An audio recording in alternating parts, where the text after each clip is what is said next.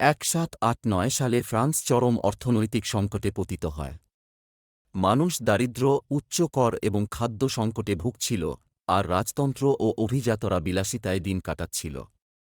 দেশের বিভিন্ন স্থানে অসন্তোষ দানা বাঁধছিল, কিন্তু ক্রমবর্ধমান অসমতা এবং জনগণের ন্যায়বিচারের দাবি এক বিপ্লবের সূত্রপাত করে। সাধারণ নাগরিকরা স্বাধীনতা, সমতা, ভ্রাতৃত্ব আদর্শে উদ্বুদ্ধ হয়ে রাজতন্ত্রের বিরুদ্ধে বিদ্রোহ করে এবং শেষ পর্যন্ত রাজা শোডস লুইকে ক্ষমতাচ্যুত করে।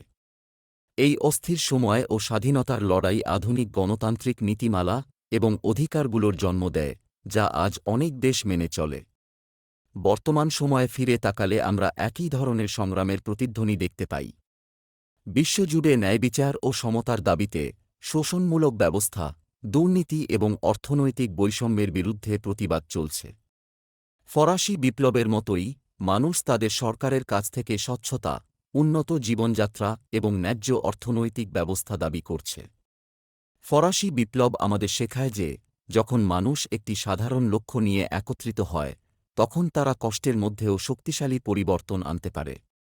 স্বাধীনতা ও ন্যায়বিচারের জন্য লড়াই বিভিন্ন রূপে অব্যাহত আছে, 1789 সালের প্যারিসের রাস্তাগুলো থেকে শুরু করে আজকের সামাজিক ন্যায়বিচারের আন্দোলন পর্যন্ত।